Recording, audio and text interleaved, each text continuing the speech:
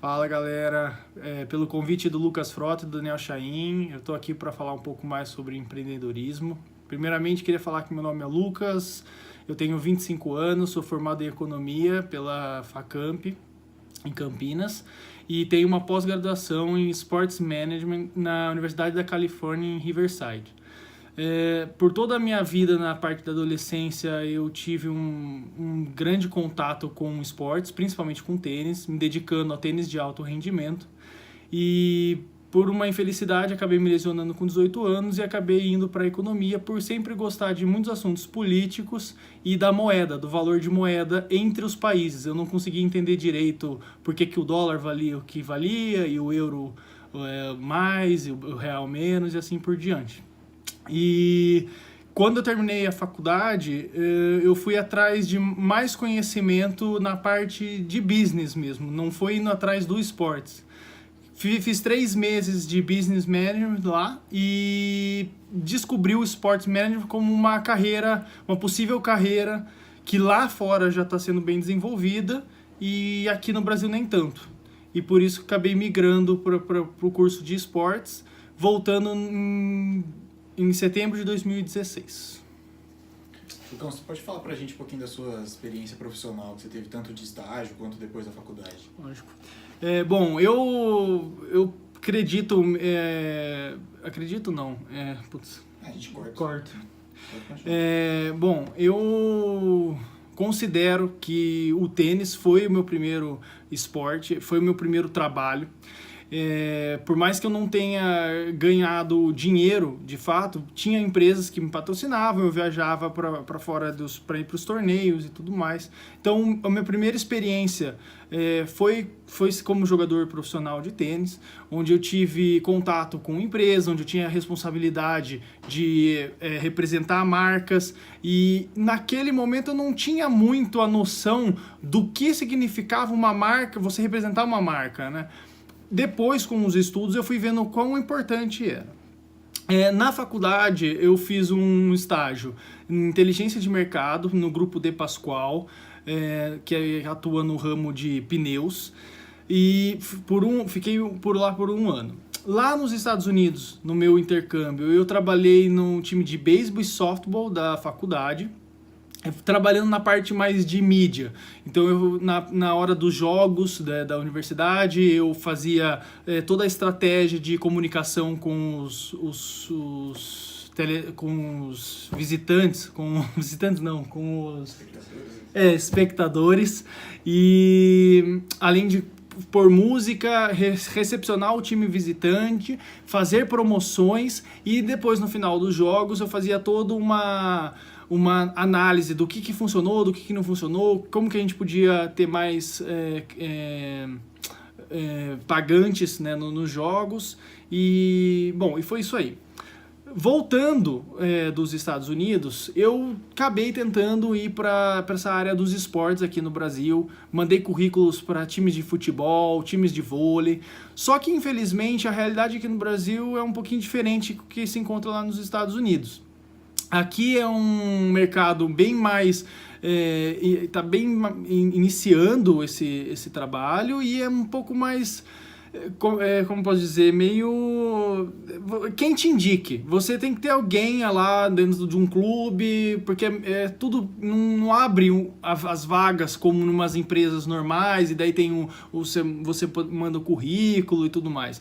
Você precisa conhecer alguém, e alguém coloca lá você dentro do clube, e geralmente não é uma pessoa que tenha tanta capacidade técnica ou tenha estudado para isso. Às vezes ela fez um curso, alguma coisa do tipo, às vezes nem fez isso. Agora, os grandes diretores dos times de futebol e assim por diante, o que acontece muito é os times contratarem pessoas do mercado. Então, pessoas que têm um bom resultado no mercado depois de 20, 25 anos, acabam migrando para os times de futebol, seja na parte de finanças como na parte de marketing. Bom, aí eu acabei me decepcionando um pouco, só que lá nos Estados Unidos aconteceu um start na minha vida, que foi pensar em empreender. Até então, eu não tinha nenhuma vontade em empreender, em fazer o meu próprio negócio, eu não tinha um sonho grande. Eu tinha até um perfil de um trabalho de um setor público, onde eu ia trabalhar, eu ia ter uma rotina lá, ter o meu salário garantido e boa. E nos Estados Unidos eu tive muito contato com matérias de empreendedorismo. É uma outra filosofia que totalmente diferente aqui no Brasil. E eu voltei com uma pulga atrás da orelha, uma não, várias, de ideias mesmo que eu queria abrir, entrar nesse desafio e tudo mais. Junto com isso, a minha namorada também estava no mesmo período, voltando dos Estados Unidos. Ela teve um período de trabalhando na KPMG e nós decidimos abrir um restaurante no ramo de comida saudável. Acabamos escolhendo a cidade de Ribeirão Preto por acreditar que ia casar muito com o mercado, poder aquisitivo e tudo mais, né? O modelo de negócio se encaixava bem. E comecei a minha primeira empreitada no empreendedorismo.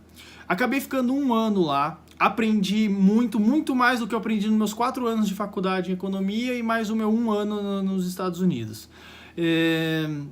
Acabou que não dando certo, mas por conta da relação familiar que eu tive que ficar administrando, porque o negócio tá indo super bem, minha namorada continua indo lá e no fim a gente conseguiu separar bem essa relação pessoal e profissional a ponto de interromper.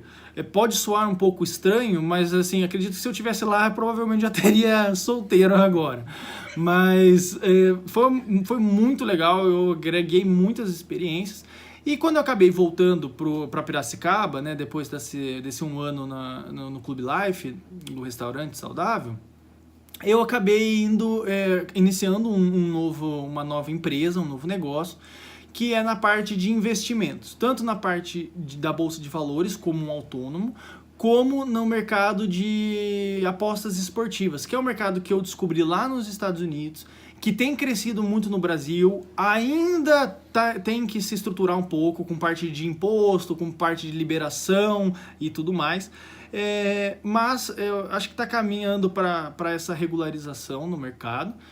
E aí eu acabei entrando nesse mercado como investindo o meu próprio dinheiro e também investindo dinheiro de outras pessoas, pegando um nicho de pessoas que não tenham tanto dinheiro, não são aqueles grandes investidores e tudo mais, mas que querem diversificar alguns dos seus investimentos no seu portfólio. E já estou nesse mercado já faz uns 5 meses. Bom, minhas principais dificuldades ao abrir o Clube Life foi a minha primeira experiência como empreendedor. Então eu conhecia um pouco da teoria, do que eu tinha que estudar, qual seria meu plano de negócio, como que eu teria que calcular o meu capital de giro, como que eu tentaria colocar minha demanda, minha futura demanda, prever minha demanda e tudo mais. Mas na prática, as coisas foram um pouquinho mais difíceis do que eu imaginava. Só que é como eu defino a vida de um empreendedor. Você é um gestor de problemas. É problema todo dia. Então, assim, um grande empreendedor ele tem que gostar de lidar com problema, porque não adianta se falar que não vai ter problema. E isso foi, no meu primeiro mês eu já enfrentei isso, porque desde abrir a empresa com relação a papelada, burocracia, documentação, depois de achar um ponto, achar um fiador, ver como que ia encaixar o aluguel no ponto, se daria, né, se caberia na nossa engenharia financeira, pegar a mão de obra, foi uma coisa assim que nunca que eu pensei que fosse ser tão difícil. Realmente, o Brasil enfrenta aí uma crise financeira, o desemprego tem aumentado, só que a mão de obra qualificada, seja para cozinheiro, seja para atendente, seja para qualquer vaga do meu restaurante, foi muito difícil de achar. E vou ser bem sincero, eu acho que a equipe, quando eu saí de lá, ainda não estava redonda o suficiente, depois de 1 ano já no negócio. Então, essas foram as principais dificuldades. Uma outra dificuldade também que eu tive, que eu não sei dizer se isso acontece fora dos outros países ou não, mas que eu não imaginava, é com a malandragem do brasileiro e principalmente com os nossos fornecedores. Sempre você tem que pesar o alimento que você comprava, porque sempre tentavam mandar menos, você pedia 1 quilo, mandavam 900 gramas, sempre tentavam dar um jeito de sair ganhando, e é uma filosofia que eu não acredito. Lá nos Estados Unidos, pelo que eu aprendi, você sempre nas aulas de negociação tal, é você procurar caminhar para um win-win situation, onde tanto eu quanto o meu parceiro vamos estar ganhando. E, na minha opinião, tinha muito espaço para esses fatores acontecerem. O problema é que o brasileiro pensa um pouco diferente. O pessoal é mais ligado naquela lei do Gerson, que é eu ganho, você perde, e é assim que a gente se dá bem. Então esse tipo de estresse, às vezes, acabava cansando, porque você tem que lidar com o seu cliente, você tem que lidar com os seus funcionários, você tem que ficar lidando com o seu fornecedor, e é cansativo, é exaustivo. E eu não imaginava, pode ter sido um pouco da minha ingenuidade, né, de estar com 25 anos só montando um negócio, mas eu não imaginava que eu teria tanto esse tipo de dificuldade. Mas, assim, valeu a pena, foi algo que eu amadureci muito, e para mim foi uma terceira faculdade, um terceiro curso, o Clube Life. Por mais que um último desafio foi estar no modelo de franquia. Quando você está inserido no modelo de franquia, você é um empreendedor, mas também é um funcionário. Você não pode pôr em prática todas as ideias que você quer. Às vezes você acha que não vai ter problema nenhum, mas a franquia, por alguma razão, ela barra. Seja porque as outras lojas não podem fazer o tipo de promoção que você quer fazer, o marketing de guerrilha que você pensou. Então você não tem tanta autonomia para agir usar das melhores estratégias que o empreendedor queira. Mas isso eu acho que o que eu levo mais para mim se vocês me perguntarem, você entraria num outro mercado, no modelo de franquia? Eu acho que não. Foi bom, foi legal para ver como mas o modelo de franquia me incomodou um pouco nisso, por eu não ter a minha autonomia para fazer o que eu quero. Eu voltaria com certeza a ter algum outro tipo de negócio, empreender, principalmente no ramo alimentício, porque assim, é como um professor meu brincava lá nos Estados Unidos. Tem dois produtos que vão ter sempre demanda, que é roupa e comida, porque você não vê ninguém andando pelado e ninguém sem comer. Então, assim, por mais que seja cansativo, tem que abrir de final de semana, feriado, a comida é algo que tem que estar na qualidade muito boa, porque qualquer queda na qualidade, o cliente final vai perceber, vai reclamar, e pelo que eu consegui perceber em Ribeirão Preto, o marketing boca a boca era muito forte, muito mais forte do que Instagram, essas mídias aí que estão na moda, essas blogueiras ou qualquer outro tipo de propaganda. Então, é estressante, é cansativo, mas eu teria. Agora, se for no modelo de franquia, eu teria que repensar umas 2, 3 vezes, e não é nem pelo fator do royalty, de ter que pagar um pouco a mais, não. É pela questão da autonomia. Eu acredito que tem pessoas que querem empreender, mas não querem ir atrás de buscar novos fornecedores para reduzir o preço, ou fazer um marketing diferente, ou não tá dando certo uma coisa, conseguir mudar. Não, a pessoa vai atrás da franquia justamente pro oposto, porque uma pessoa já abriu o caminho, já viu que funciona, e ela só quer seguir as leis, as regras da franquia. Eu não, eu acho que o desafio mesmo gostoso é de você pôr a sua ideia em prática, e nem sempre você consegue colocar essas ideias no modelo de franquia. Bom, o mercado de apostas foi um grande desafio para mim. Eu, por ter tido esse contato com o tênis, mas com qualquer esporte, eu sou um apaixonado por esportes, sou fascinado por esportes, E eu sempre me dei bem nesses tipos de jogos de fantasy, que são modelos meio que parecidos com as apostas, sempre me dei bem, sempre gostei de estudar muito o histórico dos times, as estatísticas dos jogadores e tudo mais. E aí quando eu fui para os Estados Unidos, lá nos Estados Unidos, como na Europa, é um mercado que já está sendo mais desenvolvido, mais na Europa do que nos Estados Unidos. Os Estados Unidos são em alguns estados. E é um mercado que tem crescido muito para quem estuda esportes. É um mercado que está movimentando milhões de dólares, euros por ano. E no Brasil ainda não está estruturado e nem regularizado. No Brasil ainda tem muito aquelas casas que tem aquelas máquinas de caça-níquel e tudo mais, e que elas fazem esse tipo de aposta que é proibido. Então os sites que eu uso, eles estão com domínio fora do país, então geralmente é Portugal ou Inglaterra, e no Brasil eu tenho uma dificuldade para transferir e receber dinheiro. Então são poucos bancos que aceitam, cartão de crédito não aceita, então sempre é a transação bancária ou por boleto, pagando um boleto. Tem a dificuldade de cair o dinheiro depois de 48 horas, para sacar o dinheiro também é um sacrifício, demora pra caramba, então são desafios assim que ainda lá na Europa não se enfrentam.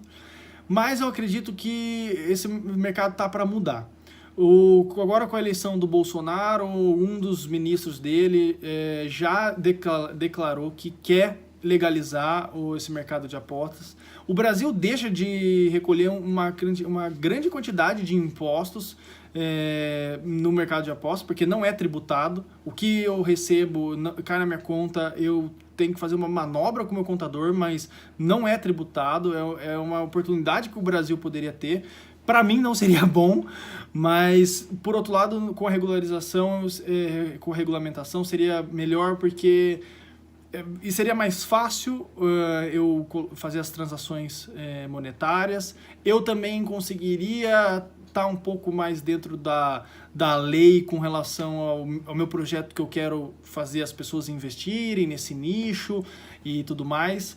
E eu acredito que no futuro, em breve, isso vai tá sendo regularizado aqui no Brasil, porque estamos numa economia mundial. Então, se já aconteceu na Europa, se está acontecendo nos Estados Unidos, é questão de tempo para vir para cá. Ainda mais com esse problema fiscal que o Brasil enfrenta, está precisando de novos tipos de arrecadação e eles não vão deixar esse montante de dinheiro sobrando por aí. Bom, os meus desafios são... eu estou começando mais comigo mesmo, vendo uma porcentagem ideal que eu consiga não me arriscar tanto e ter um rendimento mensal. Hoje, se você pegar qualquer aplicação de banco, CDI, poupança e tudo mais, eles rendem assim, 0,6, 0,8 no máximo na carteira. A inflação nossa tá 3 e pouco. Então, assim, a pessoa acaba não tendo... 3 e pouco a inflação tá, né? Acho que tá. Bom, vocês corrigem qualquer coisa, vocês mandam aqui. Bom, com a inflação 3 e pouco, o investidor tem baixíssimo lucro e tal nos investimentos seguros, né, considerados com bastante segurança. Depois temos a bolsa de valores, né, o mercado de opções, fundos imobiliários e tudo mais, e aí os ganhos conseguem ser um pouco maiores e tal. E hoje, nesses 5 meses, eu tenho conseguido lucrar, em média, 3,5% ao mês, que eu considero um alto valor. Nenhum banco consegue chegar nesses níveis, e fazendo investimentos totalmente seguros, tranquilos. Quando eu quero me pôr mais em risco e tudo mais, esses números sobem para 12%, 13%. É lógico que eu também tenho as minhas perdas e tal, e eu estou criando os meus processos. Por isso que eu ainda não tenho pego tantas pessoas assim, porque eu quero estruturar e provar para mim mesmo que esses meus processos, eles são seguros, eles estão dando certos. O que vocês entendem como esses meus processos? São regras que eu tenho que acabar respeitando para evitar uma quebra da banca, né? Como os apostadores profissionais eles falam. Então tem bastante conteúdo na internet, via YouTube. Eu tenho lido bastante livro do mercado de ações mesmo, que eu replico pro mundo das apostas esportivas, e eu tô caminhando para isso, para o ano que vem eu tá oficializando mesmo, abrindo um CNPJ e tudo mais, para acabar gerindo o dinheiro desses investidores que não tem tempo ou não tem conhecimento para fazer. Bom, uma rotina de um apostador, ela é bem solitária. E isso eu acabei fazendo umas modificações naqueles meus processos que eu já falei anteriormente, para evitar a ansiedade. Bom, eu acordo, eu faço uma meditação, algo que eu não fazia antes, buscando me deixar mais calmo, buscando me deixar menos ansioso. E depois que eu faço essa minha meditação, eu tomo o meu café e eu vou começar a fazer as minhas pesquisas. Então tem diversos sites, alguns em português, outros em inglês, onde eu consigo ver os históricos dos confrontos dos jogos, tanto de tênis, quanto de basquete, futebol americano e futebol. São esses 4 mercados que eu atuo mais constantemente. Nele eu consigo ver a porcentagem de gols tomados que um time tem no campeonato, a porcentagem de gols feitos, como o time joga mais pelo lado direito, pelo lado esquerdo, no meio, jogando bola mais aérea, mais jogando no contra-ataque. E aí eu tento fazer uma previsão do que pode ser o jogo. Tem alguns pontos meio que subjetivos que eu levo em consideração, e é nesses pontos que eu acho que eu me saio melhor. Então, quando um time tá para cair, quando um time tá para ser campeão, quando um time vem de 3, 4 derrotas e troca um técnico, ou tá para cair o técnico, esses são pontos subjetivos que você não consegue ver nos números, mas que fazem uma grande diferença na vida do apostador. Então eu faço isso, sempre coloco num Word, geralmente de meia página a uma página, dos pontos fortes e fracos que eu acredito que vai acontecer no jogo. Isso num jogo de futebol, mas vocês podem pegar a mesma lógica para um jogo de tênis, futebol americano e basquete. E aí eu traço 2 planos. Isso foi algo que eu aprendi também nos meus livros, é que é da natureza do ser humano ele achar que ele vai apostar para ganhar. Ninguém coloca o dinheiro achando que vai perder. Se fosse assim, todo mundo estaria rico. Só que muitas vezes o que você pensa, o que você tenta prever, não é o que acontece. Então eu desenho 2 planos. O plano de que tudo dê certo, então o que eu pensei que fosse acontecer, aconteceu, que geralmente é o plano mais fácil. Eu coloco uma meta do jogo, coloco um valor, uma porcentagem do meu valor da minha banca total, e conforme o jogo for dando certo, eu considero em retirar minha posição e sair do mercado ou continuar. E um segundo plano é um plano B, assim, não está acontecendo o que eu queria. Nesse plano B tem alguns pontos estatísticos que eu coloco.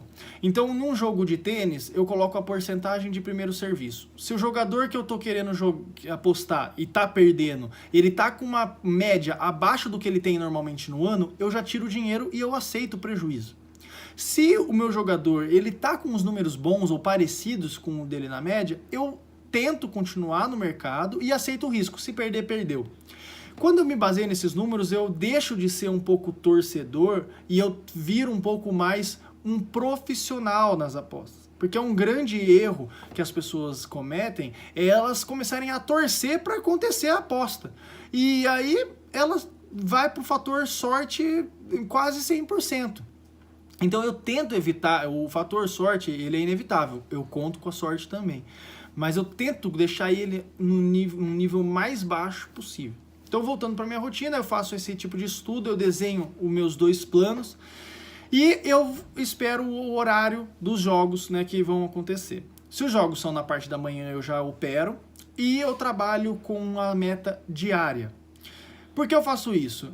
Quando você não tem uma meta diária, isso é para a vida, não é só para as apostas. Isso é para uma empresa que você tenha, é para um projeto pessoal, é um carro que você queira comprar, é para tudo. Na hora que vocês conseguirem colocar metas na vida de vocês vão ver que vocês vão conseguir alcançar o objetivo muito mais fácil e não vão ficar dando voltas, perdidos. Então eu coloco essas metas e aí assim que eu bato elas, tanto metas positivas quanto metas negativas. Eu paro. Então, num dia ruim, eu bati a minha meta negativa, e não adianta. Pode ter um jogo muito bom que eu queria muito apostar, eu não aposto. Eu me preservo, porque é muito melhor no dia seguinte eu taco o dinheiro meu lá na banca certinho, preservado, do que ter perdido tudo, ou perdido 30%, 50% da minha banca. Eu aceito perdas de no máximo 5% da minha banca no dia.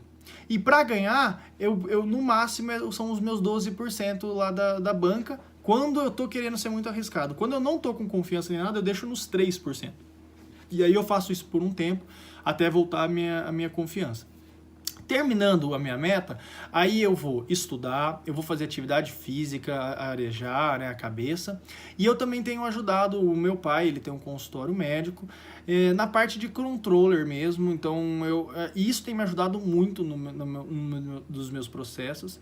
É que antes eu não fazia isso, eu ficava em casa, assistia um Netflix, e eu ficava entediado e acabava postando de novo, e às vezes acabava perdendo, e daí entrava numa bola negativa. Então eu meio que vou pro Lavoura, né, pro consultório do meu pai, eu trabalho lá, fico mexendo com as receitas, com os custos, é uma forma de eu ajudar também a profissionalizar a empresa dele, né, os projetos e sonhos dele, e me ajudar a me preservar também nas apostas. Bom, com relação às plataformas que dá para você operar, tem duas grandes diferenças em plataformas.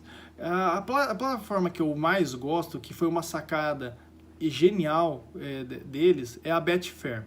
A Betfair, o que ela fez? Ela fez uma bolsa de valores das apostas. Então, ela como diferente, ela se diferencia das outras apostas. A inovação dela foi que, quando eu aposto um dinheiro, eu estou apostando porque alguém no mundo está apostando o oposto do que eu coloquei.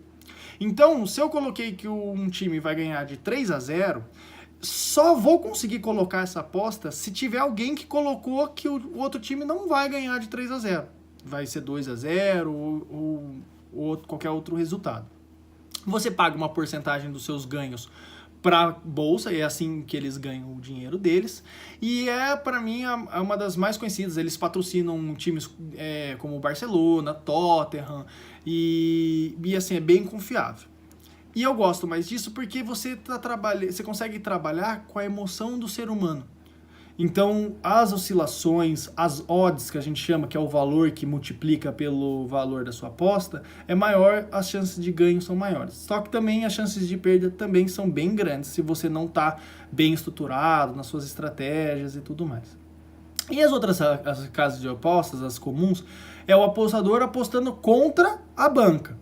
Então, assim, nesses pontos, as odds elas são muito bem calculadas. Para você pegar alguma coisa de valor, é mais difícil, porque pode ter acontecido um erro da banca, ou você vai contar mais com a sorte. E daí são a Bet365, a Sporting Bet, tem a Rivalo, a 1xBet, são todas assim apostas online, são todas as apostas sites de apostas mais comuns e confiáveis. Como esse mercado não está tão regulamentado no Brasil, existem sim casas de apostas mais perigosas, casas de apostas que você envia o dinheiro e o seu dinheiro não cai, eles somem, eles são empresas fantasmas.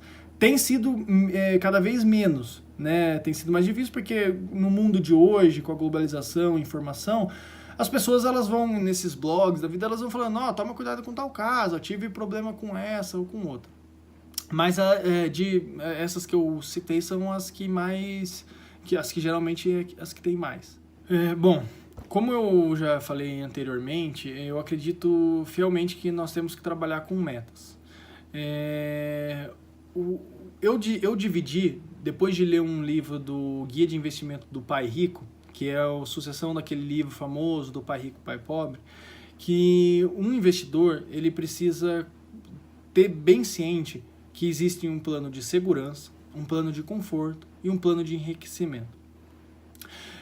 Na prioridade, quem quer ser rico, quem quer estar no plano enriquecedor, ele tem que colocar a prioridade número 1, o enriquecer. Depois o conforto e depois a segurança. Só que, antes de criar um plano de enriquecimento, ele precisa primeiro desenvolver um plano de segurança e um plano de conforto, para depois pensar no plano de enriquecimento. E por quê? Porque o investidor, ele gera muitas emoções. É muito difícil você administrar suas próprias emoções. E esse é um dos maiores desafios para um apostador ou para quem trabalha na Bolsa de Valores. Então, quando você tem um plano de segurança muito bem estruturado e um plano de conforto sucessivamente, você fica com menos ansiedade, você tem um controle maior do seu plano de enriquecimento. Porque você sabe que se você perder esse dinheiro, a comida na tua casa não vai faltar. Então, eu estou baseado nesses 3 pilares. Um segundo fator de que eu estou indo no Lavoura, lá trabalhar com meu pai, é porque ele é meu plano de segurança. Ele é um plano onde eu vou conseguir desenvolver na área da saúde, que é um mercado que tem muitas oportunidades. O meu pai, ele é uma pessoa muito inovadora também. E eu comprei a ideia dos projetos dele para ser o meu plano de segurança. Algo que eu não tenho como prioridade, algo que eu não tenho a maior paixão, mas ela que vai garantir a minha segurança até um determinado momento da minha vida. O plano de conforto vem também nessa linha do consultório, com umas outras ideias que eu tenho na parte de clínicas populares, que sairia um pouco do âmbito do meu pai, área de saúde, mas seria um plano que eu tenho para um futuro aí a médio e longo prazo. E o meu plano de enriquecimento é nessa parte das apostas esportivas e da Bolsa de Valores, mexendo na Bolsa de Valores em Day Trade. Eu estou fazendo um curso online, onde eu tenho desenvolvido técnicas para me especializar em Day Trade, não em ação que você ganha depois de 2, 3 dias, ganhos diários, principalmente com dólar. Eu tenho uma meta, que é chegar no meu 1 milhão de reais até os meus 30 anos, ou seja, tenho 5 anos para ganhar meu 1 milhão. É uma meta plausível, eu fui bem conservador pela forma que eu tenho trabalhado e tenho tido meus ganhos, mas sabendo que isso daqui não é uma corrida. Investir não é uma corrida, então todo dia é um mantra que eu faço, se eu ganhar hoje a minha meta eu ganhei, se eu perder eu perdi, e vida que segue. E eu tenho esses meus 5 anos aí para chegar nisso. Chegando no meu 1 milhão até os 30 anos, eu vou intensificar os meus investimentos. Eu pretendo já estar com a minha empresa investindo o dinheiro das outras pessoas e aí fazer o dinheiro trabalhar para mim e não mais eu trabalhar pelo dinheiro. Para depois trabalhar firmemente por mais 10 anos, até os meus 40 anos, fazer uma grande quantidade de dinheiro e aí realmente curtir a minha vida. É exatamente isso que eu quero, porque eu acredito que mais valioso que dinheiro nessa vida é o nosso tempo. É o tempo de você ficar com as pessoas que você gosta, é o tempo de você fazer algo que você goste. E eu vejo experiências assim como do meu avô, que foi um cara que nasceu em 1932 e foi fazer uma faculdade de engenharia civil na década de 50, onde não era comum se fazer faculdade. E meu avô era uma pessoa pobre, passou por diversas dificuldades, virou engenheiro da Petrobras, virou um investidor e hoje ele consegue gozar da vida. Então, assim, eu tenho ele como uma admiração que eu quero chegar na minha velhice, nos meus 60, 70 anos, não dependendo de ninguém e podendo ajudar os meus filhos. Isso, e não ser um peso para os meus filhos, né? E eu acho muito válido isso aqui no Brasil, esse tipo de pensamento, porque o brasileiro ele não pensa na aposentadoria, ele pensa em os que se planejam até o último ano da vida ativa deles. E a gente está enfrentando um problema de previdência muito sério. Então, o meu objetivo de longo prazo é eu conseguir ter uma qualidade de vida na minha segunda parte de adulto para encaminhar para a velhice. Poder viajar, poder realmente não depender de ninguém, ter uma casa e um carro legal. E para isso eu tenho trabalhado e me planejado com os meus 25 anos. E isso é um dos motivos que eu não tenho muita vontade de ir para a empresa. Porque a burocracia, a dificuldade de crescer é grande, assim, eu dependo de muitas pessoas. Quando você empreende, você depende de você e da sua força de trabalho. E eu tenho dedicado muito tempo a adquirir informação. Então, acho que esses são os meus planos para o futuro, aí, a curto, médio e longo prazo. Bom, eu queria agradecer o convite aí do Daniel e do Lucas. É sempre muito legal poder falar as experiências as poucas experiências que eu vivi, porque eu ainda estou no começo dessa minha carreira. O que eu queria falar para vocês e para a turma é para vocês seguirem sempre um sonho de vocês e não deixarem de se planejar. Vocês querem comprar um carro, querem fazer uma pós-graduação nos Estados Unidos, querem comprar uma casa. Cara, coloca numa planilha do Excel, coloca uma porcentagem para segurar do que vocês ganham, né, do salário, do futuro salário de vocês aí nos estágios, e já começa com o estágio. Já começa desde o seu primeiro salário fazendo isso. E não deixa em poupança aqui. Sabe, vai procurar informação, vai procurar ideias, às vezes vocês têm um instinto empreendedor dentro de vocês. E principalmente, invistam em alfabetização financeira. Não cometam, eu vejo muitos empreendedores cometendo erros do que é ativo, do que é passivo, do que é caixa, do que é lucro, sabe? Invistam isso porque para empreender, e nem se você não quiser empreender, se você quer seguir para um cargo público ou para uma empresa, isso são informações valiosas para você gerir a sua vida financeira pessoal. E colocando essas metas e tendo uma grande alfabetização financeira, vocês vão conseguir fazer grandes negócios. E fazendo grandes negócios, vocês vão conseguir se enriquecer e ser dono da vida de vocês, do próprio tempo de vocês. Beleza? Valeu, galera!